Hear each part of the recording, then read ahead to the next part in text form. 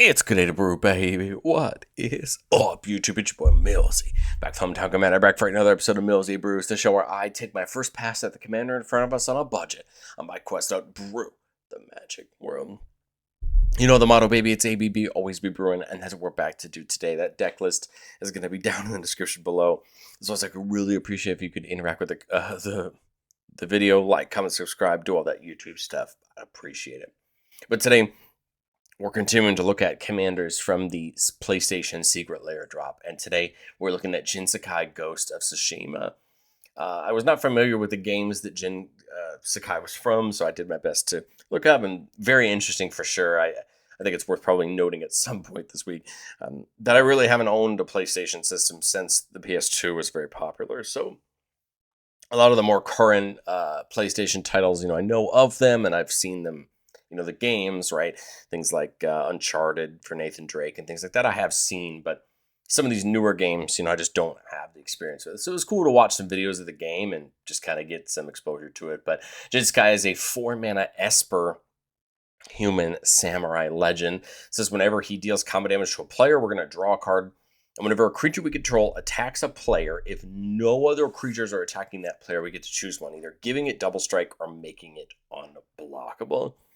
This was an effect that, I'll be honest, I read a couple times, and I was trying to decide how I wanted to take advantage of this. And the first thing that came to mind was equipment that deal or have really fun effects on damage could be really fun, because you could force a creature to be unblockable, meaning that that's going to happen, which I think was the place I started. But the other thing was, well, you could just make your creature into a big threat. Giving it double strike is a huge deal. And if you think about it, let's say you're using equipment like the swords, which give a creature protection. Double strike may be good enough, because your opponent may just not be able to block it in the first place, and then you're going to be able to get 2 of those, on hit effects. So we're going to have creatures that care about what happens when you attack or when they deal damage, so that we can take advantage of Jin Sakai's ability, and we're going to care about equipment and just try to make a nice set of creatures that threaten our opponents. Asterisk on the price here, if you're watching the video when it first comes out, this is just the cost without the price of the actual secret layer. Down the line, you can look at either of those 2 deck links, and it'll tell you, what the cost of the deck is. But I want to say a quick thank you to the channel members. Thank you so much for supporting the channel. If you're interested in seeing all of our videos just a little bit earlier for just $1 a month, consider checking that out down below to support. Okay, My thought process here is I want creatures that do things on attack. I want creatures that do things on damage. So, you have things like Archpriest of Shadows, which can get creatures back from our graveyard for us. Ashling the Extinguisher, whenever it hits a player, we could choose a creature that player controls and they have to sacrifice it, which is pretty cool. Doesn't get around Shroud or Ward or Hexproof, but it would get around indestructible and things like that, right? Because they have to sacrifice it. Drawn, if it hits a player, is going to put a counter on each other attacking creature. Great way to grow some of our creatures into being threats. Of course, we can really take advantage of ninjutsu, right? Because Jin Sakai can make these creatures unblockable. You can get things like Fallen Shinobi or Inkai's in for these great on-hit abilities. Really become brutal and can really just get us a ton of value. Kami's from the Capenna commander decks. Whenever you attack, target cracking creature can't be blocked this turn. It connives, and then choose another attacking creature with lesser power. It gets double strike. This is really fun, because if Kami's and Jin Sakai are at the same time, basically you can have Kami's get that first creature, give it unblockability, give that other creature double strike, and then do the opposite, right, for Jin Sakai, right? Give the creature you gave unblockability double strike, and give the creature you gave double strike unblockability, and now they're just huge threats that you've unleashed on your opponents, right? Depending on what's going on. Metamite's just a really interesting one. Whenever it hits a player, take an extra turn after this one, and it can attack during extra turns. It's a very interesting ability, and there's so many key damaging effects in this deck on our creatures and our equipment that I think at the right point in the game, 1 extra combat or 1 extra turn could just be enough, right? To just really, hurt or really attack our opponents. Mistblade Shinobi, Silent Blade Oni, again, just more of these ninjas that hopefully can come in because the creature's unblockable, get the big damage. The other thing to remember is that once they're out, we then can make them unblockable, meaning we should ideally be able to continue to get their effects over and over again. Silent Hall Creeper can't be blocked, and then it has a list of effects and can become a copy of another creature, which is kind of a fun ability depending on what we have out. Squall can basically ideally help us get our equipment back from the graveyard, because we're going to have some pretty key pieces of equipment that our opponent are going to want to get rid of. Love the idea of something like Summon Primal Odin, right? On its second one, it says whenever this creature does combat damage to a player, that player loses the game. Well, Jin Sakai could technically make it unblockable, meaning that Primal Odin, as long as it doesn't get removed, can be a nice way for us to eliminate somebody from the game.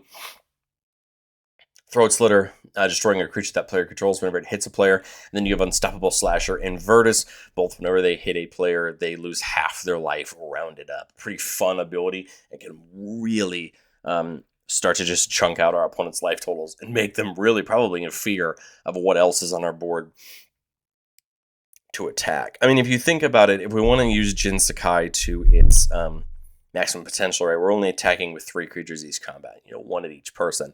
But again, there might become a point in the game where you don't need to worry about Jin Sakai's ability.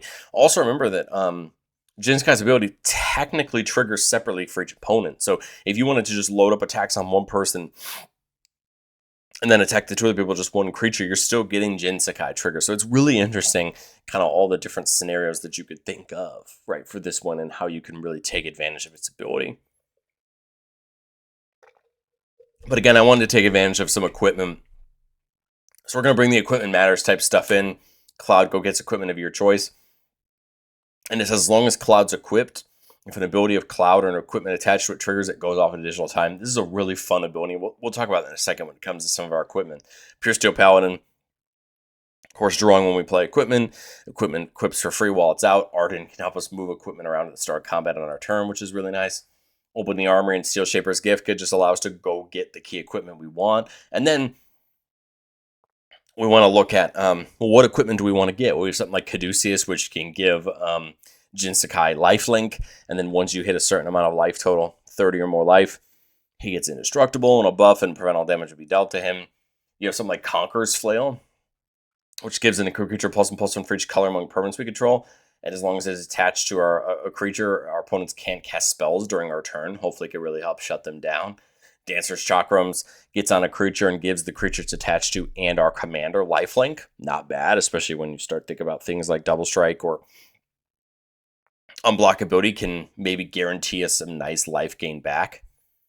Genji Glove says that whenever the equipped creature attacks, if it's the first combat phase of the turn, untap it after this phase of the additional combat phase. Well, Genji Glove unfortunately only taps the creature it's attached to, but again, that doesn't matter. Think about it. If Jin Sakai's already given a creature double strike until end of turn, and then you can untap it with the Genji Glove and attack, and then give an unblockable or whatever. You know what I mean? You could start to see, Genji Gloves gives double strike, but you see what I mean, like, or other effects. You can kind of take advantage of double dipping on some of these effects on the right creature.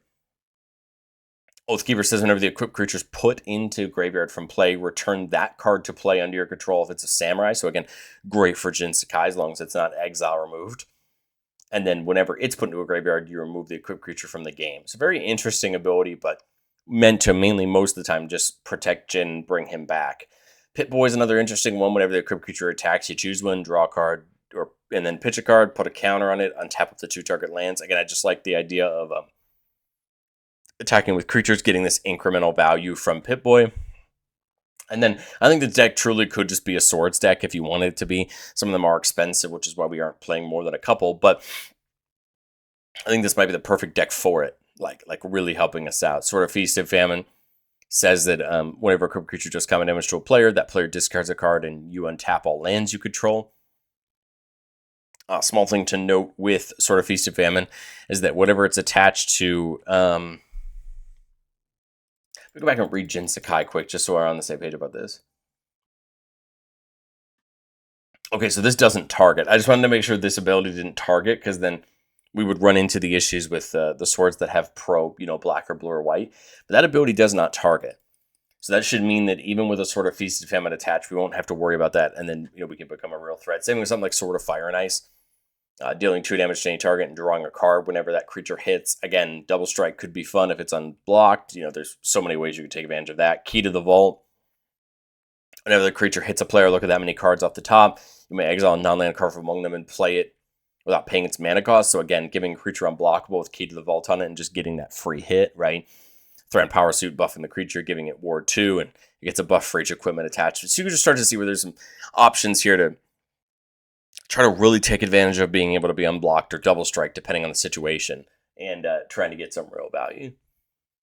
I think there's some, extra things we can add on the back end, things like Ghostly Prison and Propaganda to try to avoid getting swung back on just a little bit. You could always think about something like Crawl Space, right, to prevent your opponent from attacking you as much, trying to be aggressive but stop your opponents from just running you over on the back end.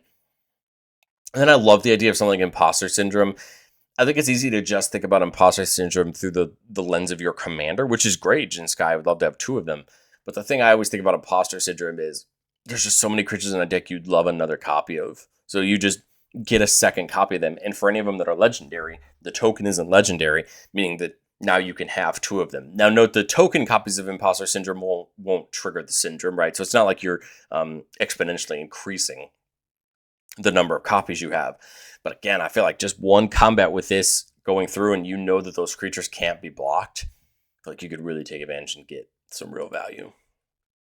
But I said it before on the show and I'll say it again, no deck's ever complete. This is my first shot at Jin Sakai. And I think going into testing, there's some more abilities we can really benefit from. Things like Grim Hireling giving us treasures, Rev giving us treasures and then being able to steal our opponent's things, Excalibur just giving us a nice huge buff. There were so many of these effects and equipment I looked at, but the truth was the budget was just going to be a constraint at some point, and I was trying to figure out, where to spend the budget. I think if you cared a little bit less about budget or you already had a lot of these cards, I think so many of the swords would be really good for this deck and just have a ton of fun, get in, and hurt your opponents. Things like Excalibur seem really fun, and, Colossus Hammer, things like that. And just, you could even go more into equipment, make it more of a threat that way. Let's do what we love to do on the channel the most and get into our playtests. Remember, the goal of playtests on our channel is not to find magical Christmas land. It's not just to show all our best plays, but to get into some gameplay scenarios and kind of see what hands are we looking to keep and how we're going to set up. Here, I've got a 3-lander. I just realized that Talisman is a blue-black Talisman, so no white at the moment. We do have Chameleon, which can copy Jin Sakai or any other creature. We do have Caduceus. We see Ashling. So interesting setup here. Okay, well, there's our white source. I was a little bit worried at first, but we did manage to get it. So I think it's just ramping our way up, right? Here, I kind of like Ashling, right? Set it up to attack next turn, since we know that Jin Sakai doesn't have to attack for its ability, right? So again, have Ashling attack somebody, make it unblockable, right? Get rid of that key creature we want to get rid of. Why did this card not load? All That Glitters did not load. Interesting. I think the answer is just the Syndrome. Have each of these attack different players. They'll basically make them unblockable. Get copies of them. These both trigger. And now, I like the idea of something like Caduceus. I don't have triple white, though, so I actually can't get it attached at the moment. Right. All That Glitters is not bad at the moment. It's actually going to be getting a little bit better, but I almost wonder if you Chameleon the Ashling at this point, just making more and more of a threat, right, to the Ashling. Glitters on Jin. I guess I can play the Caduceus, at least get that part set it up, right, for next turn when I can equip it. And then go to combat. Again, I think you basically want both the Ashlings and the Jin that's getting buffed to be attacking each player. Again, and because we have 2 Jins, that means they're basically going to get double strike and unblockable, meaning that Imposter Syndrome's actually going to go off for right, for both. So that's pretty great, because now you're getting more Imposter Syndrome tokens. Oh, sorry, no, we wouldn't get them off the token copy, that's it. But still, look at it. Ashling's wreaking havoc because it's dealing damage twice. I think you could start to see where just the idea of this ability is really good.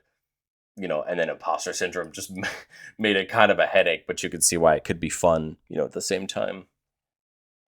Playtest number 2 here. Keep it a 4-land with that Pit Boy. There we see Pure Steel Paladin and Sword of Fire and Ice, and then there we draw Squall. So again, I like the Paladin here because we're kind of working our way up, right? Play the Fire and Ice, draw. Swamp. If I Dark Ritual, this is 6 mana. My thought was Jim plus the Key to the Vault just to draw. Try to get ourselves closer to that Metalcraft, right? Because then this turn, you Genji and draw. Now Metalcraft's online, so you can just basically do this, right? Now Jin attacks somebody of your choice. I just realized that Jin says draw when our creatures hit. We didn't do that last playtest. But again, Jin right now is a 4/6 with double strikes. We're going to give it unblockable. That means Fire Ice is going to go off twice, drawing us 2 cards, dealing the damage, and Key to the Vault is going to go off twice for 4.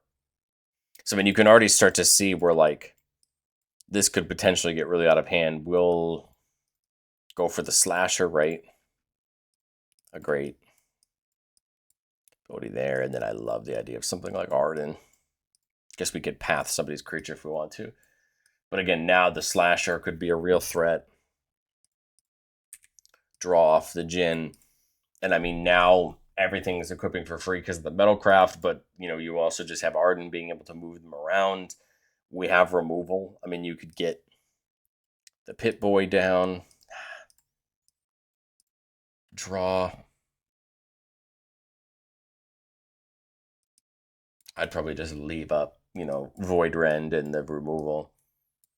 Get the Pit Boy on here if you want to. Again, just continue to let Jin just wreak havoc. I just realized you would have gotten another combat last turn, which would have been more Key to Vault trigger. I think you can start to see where this one's already gone off the rails. Already great value, right? And it just goes to show where Pure Steel Paladin can work so well, right? When we can, if we want to really lean this towards the equipment, why, stuff like that ability would become so important. You could be looking into things like Cigar to Zaid, right? More of that equipment matters type stuff. 3-lander here with the Talismans. That does cover our 4 colors. We see Thran, we see Cloud. Well, a turn 1 Soul Ring does help, right? Turn 2 here. I can get Cloud and Thran Power Suit in. Because the first question is, what does Cloud go get? So if anything's attached to it, it double triggers, is what Cloud's ability basically says. So what would make the most sense? One of the swords?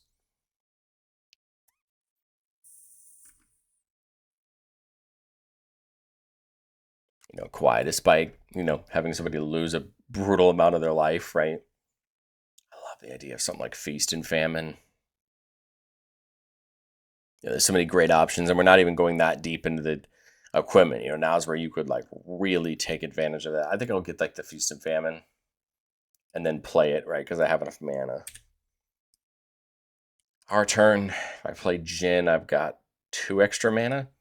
So I could go Jin, put the Feast and Famine on Cloud. If somebody does have a free block here, an unblock, if I can get into somebody completely uninhibited, I'd choose Double Strike just because Feast and Famine just gets me more value getting cards out of people's hands. But otherwise, make an unblockable, hit somebody, have them pitch a card, and then we can just hold up the Spider Sense. Actually, no, you hold up the Anguish I'm making, right? And then here, Hull Creeper, Power Suit, put it on because now it's getting the buff. Question is, what would, this become a copy of what it does? But again, attack, get the value, hold up the removal.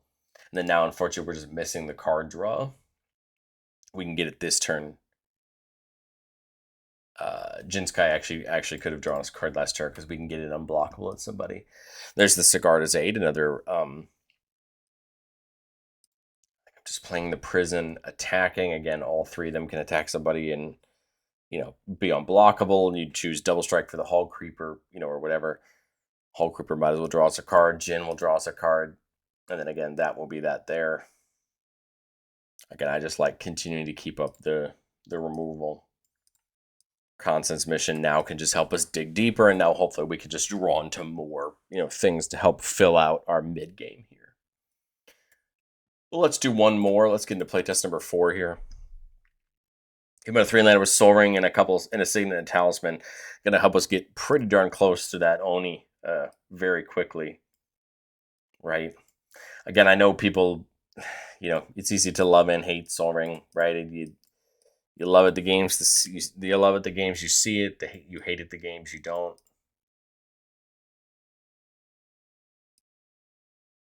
We just Jin.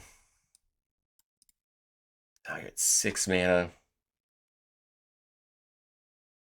I think you could just ninjutsu.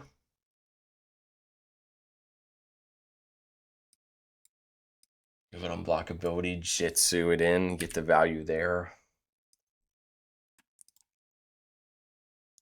5 mana here.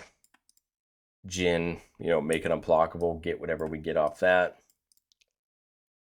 8 mana. We can go get your choice here off the armory.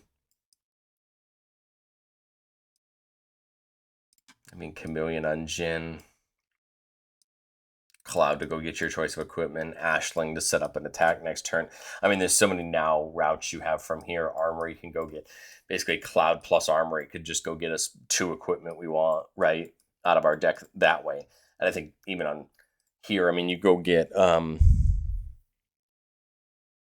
I just realized you could even, if you have all these on hit effects, now you just look into something like Leyline Axe to give double strike, or you have so many other options if you want to go more into the equipment, which is I think what I'd probably do just because I think it's fun. And I think you have so many more options to add. You have so many more ways to make these triggers hit harder. Unblockability makes so much more sense, right? When you can guarantee these on hit effects and get these things off the damage, and then I think you can just completely open up the possibilities for yourself. But I'd love to know, what do you think of Jin Sakai down in the comment section below? Really interesting deck. I've really enjoyed these PlayStation commanders so far. I think they're all interesting. They add some good value, and I will catch you all in the next